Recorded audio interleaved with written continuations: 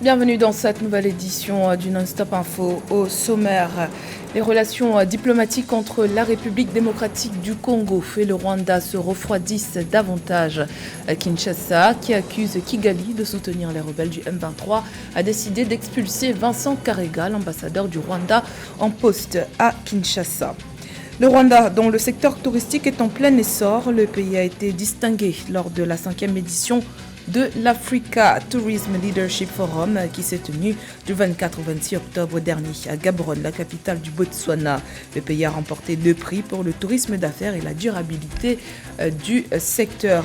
Et puis un résumé de l'actualité sportive du continent en fin d'édition, et ce sera en compagnie de notre journaliste sportif José Douglas. La République démocratique du Congo a décidé d'expulser Vincent Karega, l'ambassadeur du Rwanda en poste à Kinshasa.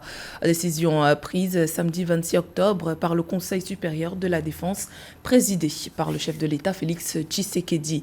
Elle intervient alors que le M23, que Kinshasa accuse Kigali de soutenir, a gagné du terrain dans l'est de la République démocratique du Congo. Des accusations que Kigali continue de démentir. Dans un communiqué, le porte-parole du gouvernement congolais Patrick Muyaya a déclaré qu'il avait été observé ces derniers jours l'arrivée massive des éléments de l'armée rwandaise pour appuyer le M23. On l'écoute. Il a été question de faire le point de l'évolution de la situation sécuritaire dans le Nord Kivu, marquée particulièrement par une série d'attaques et l'occupation de quelques localités congolaises dans les territoires de Rutshuru par le M23, appuyé par l'armée rwandaise. À la lumière des différents rapports recueillis sur terrain, dont celui du Centre conjoint des opérations, équipé des drones de surveillance, il a été observé ces derniers jours une arrivée massive des éléments de l'armée rwandaise pour appuyer les terroristes du M23 en vue d'une offensive générale contre les positions de forces armées de la République démocratique du Congo. Le Conseil supérieur de la défense a rappelé que cette offensive du M23, appuyée par l'armée rwandaise, vient de porter un énième coup au processus de paix de Nairobi et de Luanda engagé depuis plusieurs mois. Cette aventure criminelle et terroriste a rencontré une farouche résistance de forces armées de la République démocratique du Congo, déterminées à défendre la patrie jusqu'au sacrifice suprême. Ces affrontements ont provoqué un déplacement massif de plusieurs milliers de nos compatriotes, rendant encore plus difficile une situation humanitaire déjà préoccupante. Au regard de faits qui précèdent, le Conseil supérieur de la défense demande au gouvernement 1. D'expulser dans les 48 heures suivant sa notification M. Vincent Karega, ambassadeur plénipotentiaire du Rwanda en poste en République démocratique du Congo.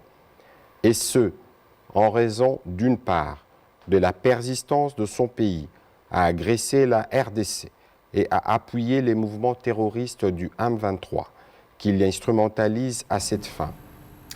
Dans un communiqué publié ce dimanche, le Rwanda a dit regretter l'expulsion de son ambassadeur par la République démocratique du Congo, ajoutant que les forces de sécurité rwandaises à la frontière avec le voisin congolais étaient désormais placées en état d'alerte. Le Rwanda, qui, malgré ses tensions avec son voisin congolais, continue d'attirer des touristes. En effet, le secteur touristique rwandais est en plein essor. Le pays a d'ailleurs remporté 2 prix pour la durabilité du tourisme lors du forum sur le leadership du tourisme en Afrique tenu du 24 au 26 octobre dernier à Gaborone, au Botswana. 5e édition qui était placée sous le thème « Déclencher le tourisme intra-africain grâce à un commerce, des partenariats et des investissements intra-africains inclusifs ». Mildred Diamant. Au Rwanda, le tourisme est en plein essor. Le pays a remporté 2 Africa Travel and Tourism Leadership Awards pour avoir défendu la durabilité du tourisme et l'innovation dans le tourisme d'affaires en Afrique. Le Rwanda a remporté le prix Championing Tourism Sustainability et le prix du tourisme d'affaires et des réunions, incitations, conférences, événements et expositions le plus innovant et durable en Afrique. Les prix ont été décernés lors du forum sur le leadership du tourisme en Afrique, tenu du 24 au 26 octobre 2022 à Gaborone au Botswana. L'exemple du Rwanda est une preuve qu'il est possible d'avoir une véritable élite de l'hôtellerie en Afrique, mais la clé c'est la formation, c'est le recyclage, c'est de mettre l'accent sur la culture de service, sur des éléments comme l'accueil. Aujourd'hui, le Rwanda se distingue des autres pays de l'Afrique centrale parce qu'effectivement, ils se sont concentrés sur le tourisme d'affaires en accueillant véritablement tous les touristes, en s'organisant pour prendre en compte tous leurs problèmes, toutes leurs suggestions, tous leurs feedbacks pendant leur séjour. Le tourisme est au cœur des programmes de développement du Rwanda. Le secteur est la principale source de recettes en devises du pays. Selon le Rwanda Development Board, l'industrie du tourisme va générer jusqu'à 360 millions de dollars de revenus d'ici la fin de 2022, après avoir assuré un taux de récupération de 80% des effets du Covid-19. Le tourisme de conférence, quant à lui, devrait augmenter les revenus à 43 millions de dollars sur un total de 72 conférences qui attireront 40 000 touristes internationaux en 2023 contre 38,5 millions de dollars enregistrés au cours de l'exercice 2021-2022. L'analyse des critères de ces différents prix montre effectivement que l'accent est mis sur deux éléments principaux. 1. La propreté et 2. L'accueil, la prise en charge et surtout la personnalisation du séjour de chaque client. Donc il est temps que tous les autres pays de l'Afrique centrale suivent l'exemple du Rwanda en mettant l'accent sur l'accueil et sur la prise en compte et la prise en charge véritable de tous les feedbacks des clients pendant leur séjour, notamment les touristes. En juillet 2022, le Rwanda a figuré parmi les 50 meilleures destinations au monde pour l'année 2022 sur la base de l'évolution du secteur touristique. Les sites reconnus étaient le premier parcours de golf de 18 tours de la ville au nouveau Kigali Golf Resort et le parc écotouristique de la zone humide urbaine de Nyandungu. Rappelons que le forum sur le leadership du tourisme en Afrique s'est déroulé sous le thème « Déclencher le tourisme intra-africain grâce à un commerce, des partenariats et des investissements intra-africains inclusifs ». Le gouvernement sénégalais a récemment obtenu un financement de 63,6 millions d'euros de la BAD pour la construction d'une zone de transformation agro-industrielle dans le centre du pays. Un projet qui, dans sa première phase, devrait générer plus de 100 000 emplois directs selon les estimations du gouvernement. Ameneji. Pour le financement du projet de zone de transformation agro-industrielle prévu dans le centre du pays, le Sénégal va recevoir un prêt de 63,6 millions d'euros, soit 64 millions de dollars de la Banque africaine de développement. Approuvé le 26 octobre 2022, le financement permettra à cette infrastructure d'accroître les exportations agricoles pour réduire les importations de denrées alimentaires en milieu rural. Il couvrira les régions de Kaolack, Kaffrine, Fatick et Diourbel. Le modèle d'importation auquel les pays africains sont confrontés peut être réglé effectivement à travers des projets comme celui-là, c'est-à-dire des agropoles. C'est une dimension très importante dans la politique d'autosuffisance alimentaire, mais plus important encore, c'est son degré d'intégration en permettant effectivement à des PME-PMI de transformation industrielle de pouvoir bénéficier quand même de matières premières conséquentes. Selon les données officielles du projet, le module central d'une superficie de 80 hectares sera viabilisé pour servir de hub répondant aux normes internationales, au conditionnement et stockage des produits agricoles à la production d'énergie. Il sera par ailleurs complété par un réseau de modules régionaux qui permettront ainsi une bonne intégration horizontale et verticale des filières ciblées. En plus de tout cela, ce projet-là peut effectivement soutenir la souveraineté alimentaire, l'autosuffisance, qui est en fait aujourd'hui une très grande préoccupation, surtout dans un monde extrêmement difficile, où les facteurs exogènes s'imposent à nous. En plus encore, il faudra peut-être mettre la dimension exportation, ce qui donnera effectivement au projet une valeur ajoutée certaine. Le projet de zone de transformation agro-industrielle du Centre Sénégal va appuyer la mise en place d'un fonds de développement des chaînes de valeur agro-industrielles, notamment l'arachide, les céréales et le sel en faveur des organisations de producteurs. Il ciblera prioritairement les activités situées en amont et en aval de la production pour accroître l'inclusion financière des acteurs des chaînes de valeur. Focus à présent sur l'actualité sportive du continent. Avec nous pour en parler, José Douglas.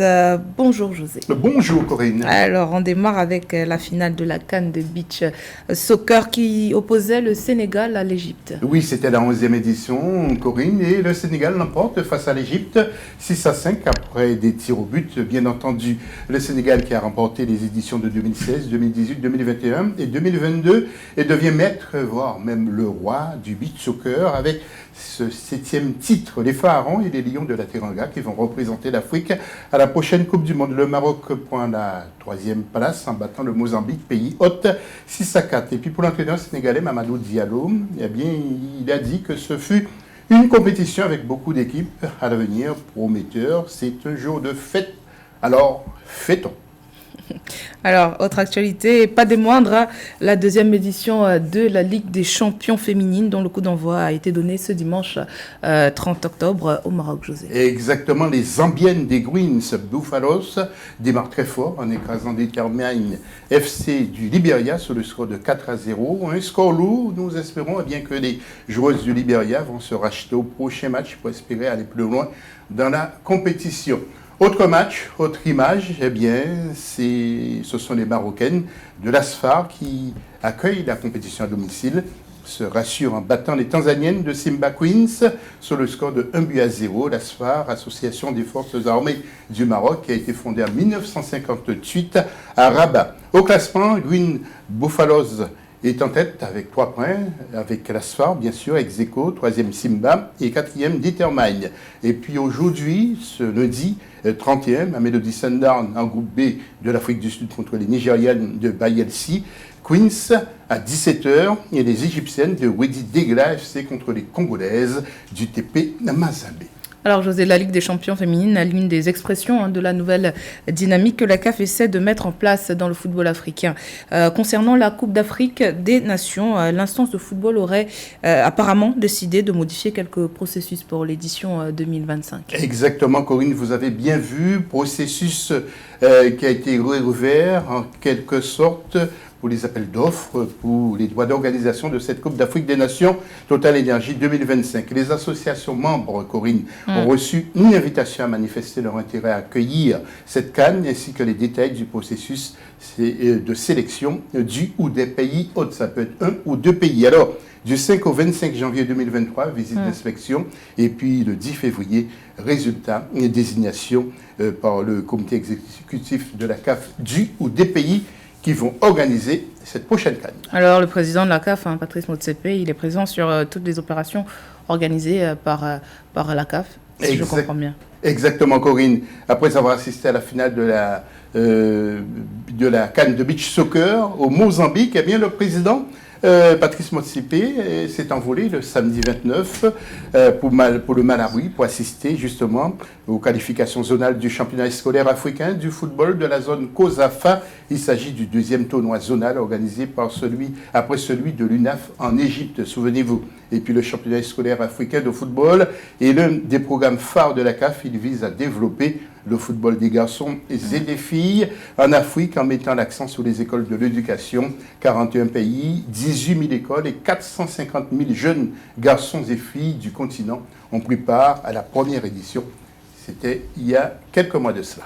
Alors José, le mondial au Qatar, c'est dans quelques semaines. Un petit focus sur la préparation des sélections africaines. Oui, quelques échos, surtout en particulier, Corinne, avec le ministre des Sports du Sénégal, Yankoba Diatara, qui a annoncé qu'une délégation de 327 personnes se rendra au Qatar et aux frais de l'État et de la Fédération sénégalaise. Cette délégation sera décomposée de la manière suivante, Corinne, 26 joueurs et 29 membres de l'encadrement, mais aussi des proches des joueurs, 2 invités par joueur, 150 supporters et des journalistes et techniciens des médias. La fédération tunisienne qui a annoncé bien qu'un match amical aura lieu contre l'Iran, ce sera le 16 novembre. Un match amical, bien sûr. Auparavant, les Tunisiens seront en stage en Arabie Saoudite. Et puis, concernant le Ghana, le président de l'association ghanéenne de football, M. Kurt Edwin Simeon Okaku, a assuré que les Black Stars du Ghana seront prêts pour la Coupe du Monde 2022. Puis le Cameroun, Rigobert Song, a déclaré, je cite, « C'est un énorme défi qui nous attend pour ce mondial. On est prêt. Alors, parlons d'autre chose que le football, José, avec la 12e et dernière étape du rallye Africa Eco Race qui a eu lieu ce dimanche 30 octobre au Sénégal. Alors, qui sont les grands vainqueurs? Oui, ça s'est terminé hier, effectivement, enfin ce dimanche plutôt, avec la mythique spéciale du lac Rose et du sable tout au long de la plage, avec une liaison de 201 km. La cérémonie de remise des trophées a été opérée au bord du lac. Alors, vous voulez connaître le classement des motos? Tout d'abord, le Slovaque Stefan Vitko termine à la première place, deuxième l'Italien Maurizio Gerini, troisième le Français Xavier Flick. Pour les autocamions, la paire française Philippe Gosselin, Christophe Crespo termine premier. Deuxième, le franco-égyptien Jean Daguerre Yayek et le français Patrick Antonioli. Et troisième, les néerlandais Laurens Midger et Robert Weisser. Des actions ont été menées aussi conjointement pendant ce rallye avec par exemple les fournitures de panneaux solaires ou encore un bus itinérant pour les enfants qui ont des soucis à se rendre à l'école. Écoutons un membre de l'organisation. Quand j'ai entendu parler, que j'ai discuté avec les directeurs d'associations de Marema Dakar et Tesorobus, ils devaient acheminer ce bus à la base sans notre aide sur une opération indépendante. Et en fait, en discutant avec eux et par rapport à la position de l'Africa Eco Race sur des actions humanitaires éducatives, j'ai trouvé naturel de pouvoir leur tendre la main pour les emmener avec nous jusqu'à Dakar. En fait, ce bus, c'est une salle de classe itinérante, donc ça a vraiment un aspect éducatif pour les enfants qui n'ont pas accès à l'éducation. Et en échange, on va dire, pour mettre une pierre à l'édifice, ils nous ont gentiment proposé de transporter 70 panneaux solaires qu'on a reçus en don. C'était le journal de la rédaction. Merci pour votre fidélité. Dans un instant, une nouvelle édition de l'actualité sur Africa 24.